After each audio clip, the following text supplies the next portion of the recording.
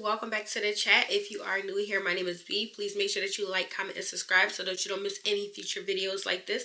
Today's topic is all about things I found out after marriage. If you guys happen to be newlyweds, you might be able to relate to this video. If you can, make sure that you drop a comment, or maybe your bride to be in this video will definitely help you so that you don't make any of the mistakes that I made, or you won't be in shock with anything. Before we get started, I do want to mention that I am newlywed. I've only been married for 1 year, but I have been in a relationship for 9 years consistently, no breaks. So I just want to share some things that could possibly help you. And one of the things that I want to be very honest about was oversharing. Stop oversharing. Stop telling people all your business. Learn who to vent to. You cannot vent to everybody. Everybody is not capable of taking information from you and giving advice. We'll have people who need someone to vent to. Please make sure that it's someone who loves you and your husband as well. Not someone who is just one-sided, who's just your support system. You want somebody, if you are going to vent, and it's not your husband, if you just really feel like you need someone to vent to,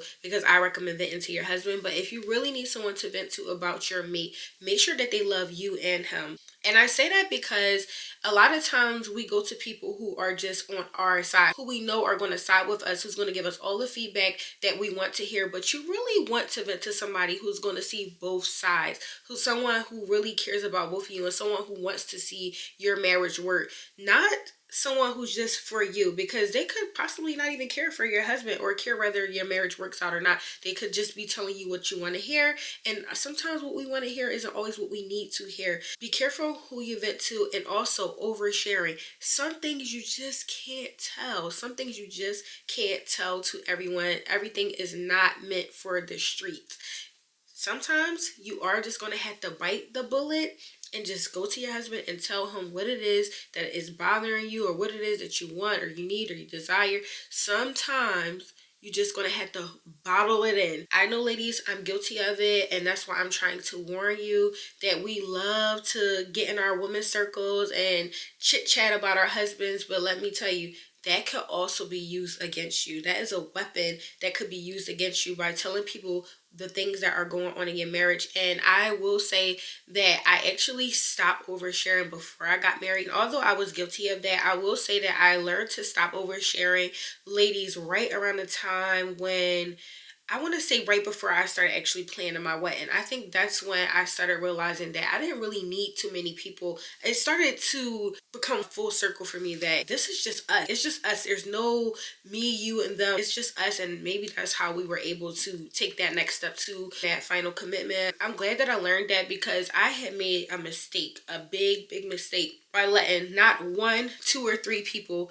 in my business when things were going wrong. I would pick up the phone and I would tell this person, then I would hang up. Probably have something else to do, or they heard enough, and then I would call the next person, and I would call the next person. Do not call multiple people telling your business. It will just become pillow talk. After a while, they get tired of hearing it. 2, they might start telling you the wrong things to do in return. Or 3, nothing gets resolved, because guess what? You still have to talk to your husband. So stop oversharing. Sometimes you just have to put on your big girl panties. Someone's asking if they could see something's on your mind. You know, I just need a moment today, or I got a lot on my chest today, and that is enough. That is all you need to share, is that I'm just having a day. That's it. Like, they don't have to know what it is that's going on in your household. You just simply keep people out your business. You have to know when to put a cap on it. People are going to ask questions like, how's your marriage going? How's things going? You don't have to lie to them if it's a bad day, but you damn sure don't have to tell them guys are ready to knock each other heads off. 9 times out of 10, things could always be worse, and things aren't that bad. Don't always be so quick to throw that out there that things aren't going your way, things aren't happy at home. Sometimes you just have to wait till you get home, sit your husband down, y'all have a quality time, quality talk. There's no judgment. Maybe you guys should have like some type of meeting once a week so that you can express how each other feel to each other.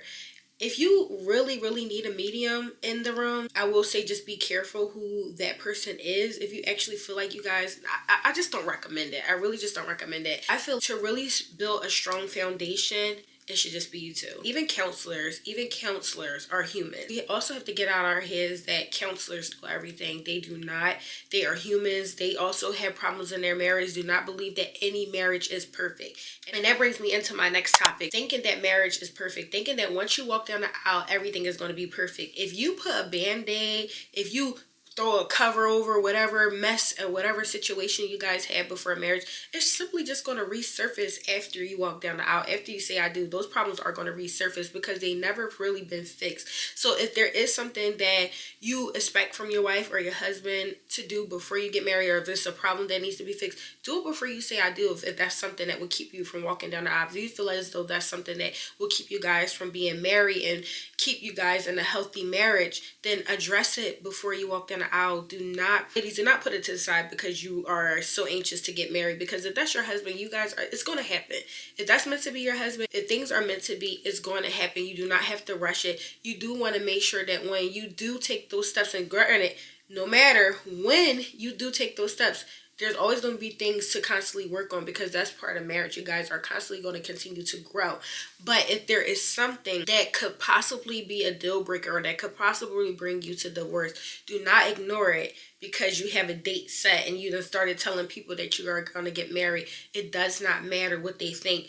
Make sure that you fix whatever needs to be fixed before you say I do, because after marriage, it does not mean that things are going to be perfect. It does not mean that he's going to wake up your I don't want to say dream guy, because I mean, clearly this is somebody that you know, the man of your dreams. I'm assuming if you were marrying him, or if you did marry him. But what I mean by that is that he is perfect. There is just no perfect anyone. You're not perfect. No one is perfect. Sometimes you just got to get to the place where, you know what, this is my partner. Like, this is my everything, and this is good enough for me. You got to figure out what is good enough for you, because no one is perfect. No one is perfect. And I would talk to other married couples and they would say like, oh my God, he changed. No, I doubt it. I mean, granted, yeah, people do change, but some of the things that you are saying, these are things that you already knew before you got married. So it's not that he changed, it's just you thought he would change because you guys were married now. If it's something that you expect or that you want, be upfront before you guys even say I do. Because the honeymoon phase does not last forever. And when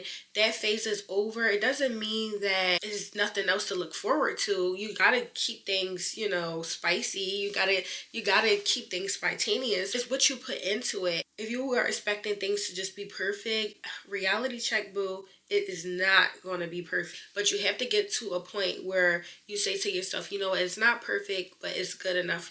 And this is worth working on. This is worth fighting for. And he's worth fighting for. She's worth fighting for.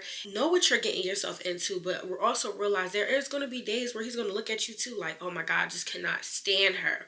Because no one is perfect. It's going to be days where, you know, we have our flaws and they just stick out a little bit more and they just bother your mate a little bit more and your partner just can't take it. It does not mean that there won't be better days. It's just, you guys are just having a bad day. You have to understand that marriage is not always perfect. Everything is not always going to be pretty. You guys are going to have bad days, but you have to tell yourself, I married you for these reasons. So today, I don't like you, but I love you. Sometimes you're just going to have those days, and that is okay. So pretty much what I'm saying is the work doesn't stop after marriage. You still have to show up each and every single day for your partner. Sometimes this partner is going to have 80%.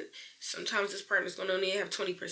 It's very rare where it's 50-50. It could be some days where it's 50-50, but for the most part, somebody's going to be carrying more of the weight, and it's going to flip-flop. It's going to flip-flop. So you guys just have to have an understanding that I noticed that my wife, she normally handles X, Y, and Z. And I noticed that she's tired. She just needs a break. So now you have to step up and you have to be that 80% and she only have that 20 to give. And vice versa. Sometimes you just have to say, you know what? I know this is our normal routine, but it's just not working out. This person seems to, you know, need a break. This person seems to need help. Just simply just step in and just understand that sometimes somebody's just going to have to do a little bit more than the other person. It's very rare that you guys are able to just be 50-50, but when you are able to be 50-50, great. When they are, it feels amazing. It feels amazing when that person is showing up and doing just as much as equal work as you're doing. So you have to figure out when you guys are at that 50-50 balance, what were we doing to be at that point, and try to figure out what it was and just try to always get back to that place so that one person doesn't have to carry more weight than the other one. Just have to keep in mind that some days you are going to have to do a little bit more while he's doing a little less, and vice versa. It's just the way it goes. It's just the way it goes, baby, okay? It's just the way it is. So if you feel like you're just doing it all and you're taking on too much, before you explode, sit your partner down. Just say, hey, look, I'm at 100% and I'm tapped out. I need you to meet me somewhere. That's it. It's simple conversation without it being so heated. And this is saying a lot coming from me, you know, because I know sometimes I could get really over my head and really overwhelmed. And instead of me just saying, like, when I hit to 90%, instead of me saying, you know what, I need help, I'll wait till I get to my exploding point, and then nothing is accomplished because now I done started a fight. Sometimes you just have to tell a person, like, hey, I'm at 80%, but I understand why you're only able to give 20. But if they're able to give more, then simply just ask them to help out, to step up, meet you somewhere in the middle, meet you somewhere somehow, okay? Show up for me too. And that brings me into the next topic, which is being upfront. Realize that your partner is not a mind reader. No one is a mind reader. No one knows what you're thinking. I know, ladies, I know we expect for the man to just have it all figured out. We expect for him to understand what we are thinking and what we are feeling, but they just don't. They just don't. Does someone back me up on this? Men, I don't know how to explain it, but sometimes they just don't get it. Like, it could be written out for them, but they just don't get it. They aren't mind readers. You have to literally sit your man down and tell him what it is that you want, what it is that you expect, what it is that you desire, because they are simply not mind readers. You gotta stop thinking, my husband just knows what I want to eat, and when he brings in the wrong food, you're pissed off. He's not a mind reader, okay? He's not a mind reader. Just simply say, you know what, I want this for dinner. Just avoid the whole headache of him showing up with the wrong thing. Say exactly what it is that you want, because no one is a mind reader. And I mean that in every way possible. If you feel as though you want to be shown a little bit more love, if you feel like you want a little bit more affection, if you feel as though you need more conversation, if you need more attention, if you just simply want your husband to do something in particular, just say exactly what it is. Just say what it is. No one's a mind reader, okay? So that is something that a lot of brides, a lot of newlyweds have to understand. And I'm not saying that the men don't follow this short, but I'm really mainly speaking to the women, is that men aren't mind readers. They just simply aren't mind readers. So with that being said, even though, fellas, we do, however, love when you guys shock us and get it right, but we can't fault y'all when y'all don't, because you just didn't know. If you telling him and he don't deliver, then that's a whole nother story.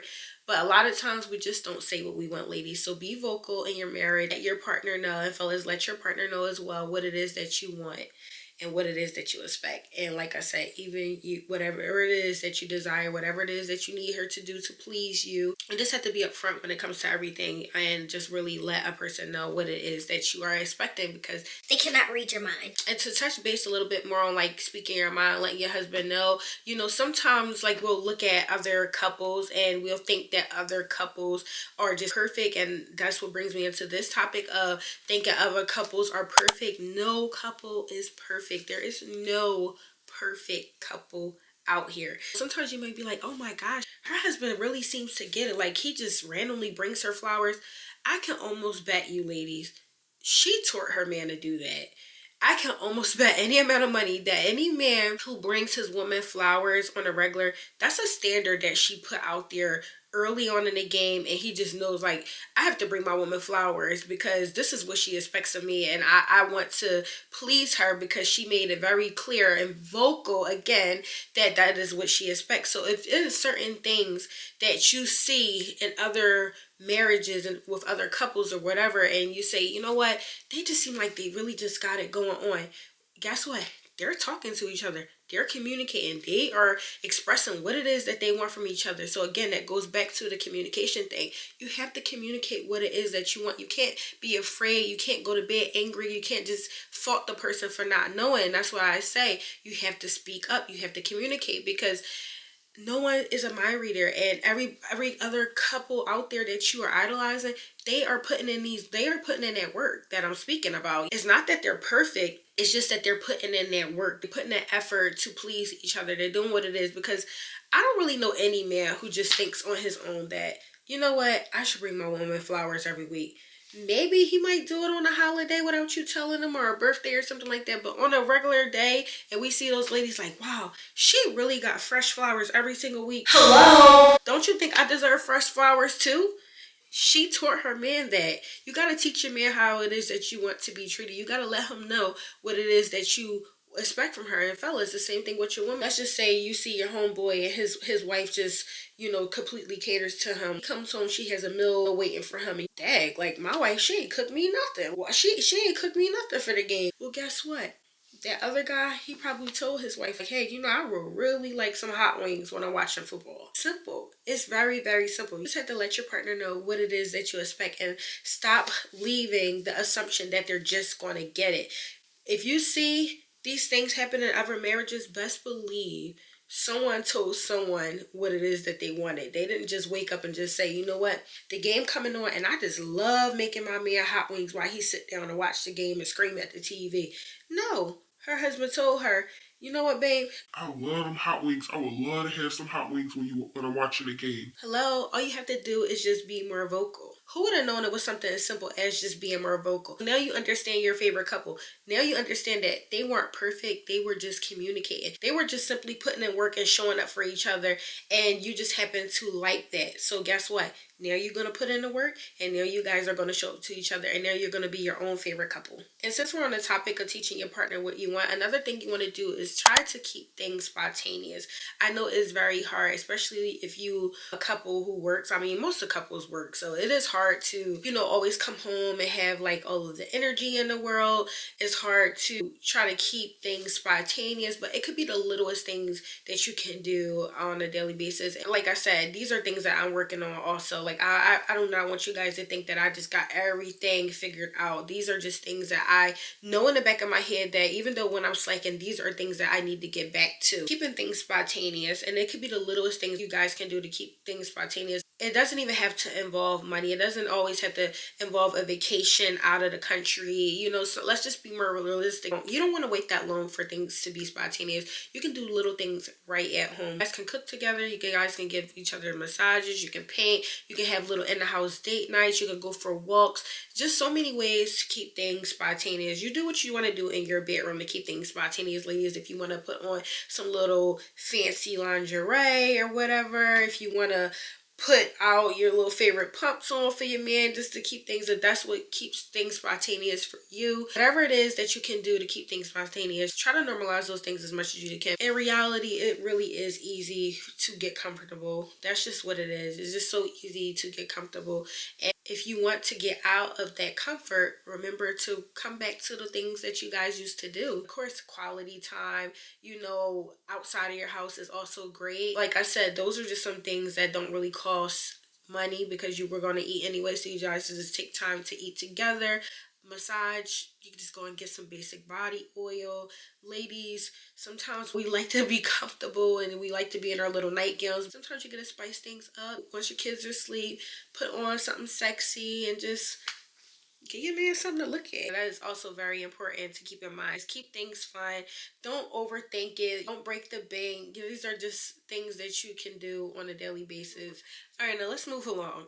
Taking advice from other married couples. That was a major mistake of mine. Taking advice from other married couples, thinking that they have it all figured out. Everyone is just figuring it out. Believe it or not, everyone is just figuring it out. Even your grandmom who been married for 50, 60 years, they are still figuring it out, okay? And you just never stop growing. Believe it or not, you never stop growing. At some point in time, you do pretty much learn your mate, but you still are constantly growing. Like, everyone is constantly changing. You just simply just communicate with each other and stop taking advice from so many other people, because everything that works in that household is not going to work in your household. Everything that those partners do may not work for you. You got to figure out what works for you guys. Taking on the advice from so many people is just not healthy. You cannot allow so many people to come into your marriage. You're inviting too many people to come into your marriage, and then it becomes pillow talk for them, and you didn't get anything resolved. So like I said, oversharing, stop oversharing. Be careful who you vent to. And lastly, forgiving and letting go. We often have issues in our marriages with our partners. We say that we forgive and we don't let it go. So later down the line, we will bring things up that we were actually supposed to just have forgive. So you have to really get to a place where we had the discussion, we decided to move forward for it, we're going to put it behind us. You have to really let it go. You have to learn to forgive, learn to stop bringing up old stuff, stop bringing up the past. If you truly forgive somebody, do not throw old things in their face constantly, throwing things in their face. At one point, are you going to forgive? Forgive and let go. Forgive for yourself. And that is so true. You really do have to forgive people for yourself if it was worth forgiving. If it's not worth forgiving, then that's a whole nother story. But if it's worth being forgiven and you say that you forgive the person, don't keep bringing it up. Let it go. Let it go. At what point in time are you going to stop throwing it back in their face? You just have to learn to let things go. And in order to let it go, you guys have to figure out how it is that you can fix the problem, how it is that you can move on from it, how can you heal from it. Once you heal, once this person healed and you decided to say, you know what, once they apologized, they said, I'm sorry, and you decided to move on from it, truly move on from it. Nobody wants to hear about the things that they have already apologized for over and over and over again. If your husband or your wife makes a mistake and they apologize for it and you say, I forgive you, then truly, truly forgive them and let it go. Let it go.